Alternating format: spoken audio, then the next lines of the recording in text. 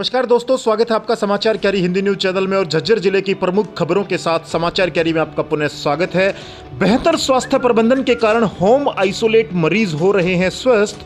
Home व village isolate मरीज की हर गतिविधि पर है प्रशासन की सहयोगी नजर।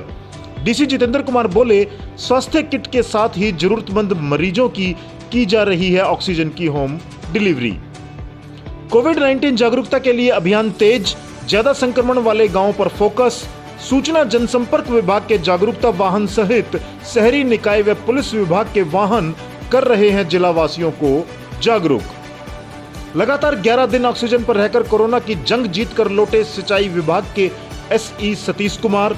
संक्रमण के दौरान नकारात्मक विचार नहीं आने दिए, सकारात्मक दृष्टिकोण से बनाई कोरोना से दूरी।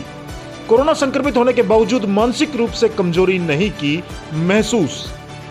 कोविशील्ड वैक्सीन में 12 से 16 सप्ताह, कोवैक्सीन 4 हफ्ते के अंतर पर ही लगवाएं दूसरी डोज, यह कहना है सीएमओ का।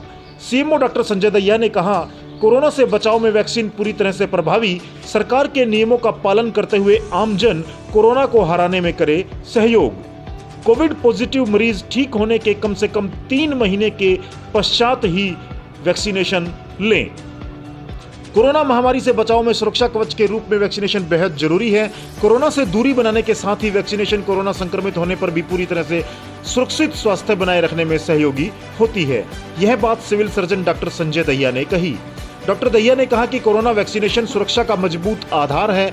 ऐसे में लोगों को वैक्सीनेशन प्रक्रिया में भागीदार बनते हुए कोरोना संक्रमण चक्र को तोड़ने में प्रशासन का सहयोगी बनना चाहिए।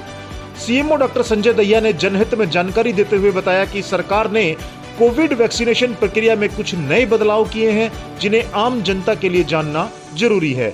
उन्होंने बताया कि कोविड-19 वैक्सीनेशन कार्यक्रम को शुरू हुए करीब 4 माह से ज्यादा बीत चुके हैं और इन 4 महीनों में टीकाकरण के दिशा निर्देशों में अब कुछ बदलाव लाए गए हैं। उन्होंने बताया कि सबसे बड़ा बदलाव कोविशील्ड के टीके के संबंध में है, जिसमें अब पहली और दूसरी डोज के बीच 12 से 16 सप्ताह का अंतर रखा गया है, जबकि पहले 6 से 8 सप्ताह का था।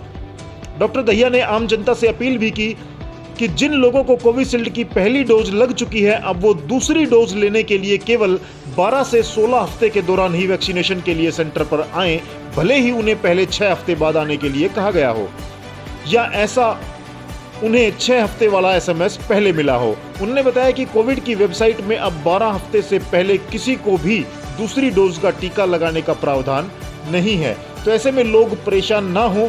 डॉक्टर दहिया ने कहा कि लोग इस बात का ध्यान रखें कि कोवैक्सीन कंपनी के टीके में पहली और दूसरी डोज का अंतर पहले की तरह से ही 4 हफ्ते का है और उसमें कोई बदलाव नहीं हुआ है। उन्होंने कहा, केंद्र सरकार के नए दिशा निर्देशों में अब स्तनपान करवाने वाली माताएं भी अपना कोविड टीकाकरण करवा सकती हैं। उन्होंने बताया कि केंद्र सरकार ने कोविड से संबंधित नित्य नए आने वाले वैज्ञानिक प्रमाणों और अंतर्राष्ट्रीय अनुभवों के आधार पर विशेषज्ञों द्वारा दिए गए नए सुझावों को मान लिया है। इनके अनुसार अब अगर किसी व्यक्ति का कोविड टेस्ट पॉजिटिव आता है तो वह ठीक होने के कम से कम 3 महीने के पश्चात ही कोविड वैक्सीनेशन करवा सकता है। इसी तरह अगर किसी कोविड के मरीज को अस्पताल में प्लाज्मा या मोनोक्लोनल एंटीबॉडी इलाज के लिए दी गई हो, तो ऐसे मरीज भी ठीक होकर अस्पताल से छुट्टी मिलने के कम से कम 3 महीने के पश्चात ही कोविड टीकाकरण करवा सकते हैं। वैक्सीनेशन के नोडल अधिकारी एवं deputy civil surgeon doctor Sanjeev Malik ने बताया कि 45 वर्ष से ऊपर की आयु के लोग ऑनलाइन के अलावा सीधे टीकाकरण केंद्र पर जाकर बिना बुकिंग के आधार कार्ड के साथ ले जाकर टीका लगवा सकते हैं, परंतु 18 से 44 वर्ष तक के लोगों को टीका केवल कोविड की वेबसाइट या आरोग्य सेतु ऐप पर पंजीकरण के साथ बुकिंग करवाने के बाद ही लगेगा।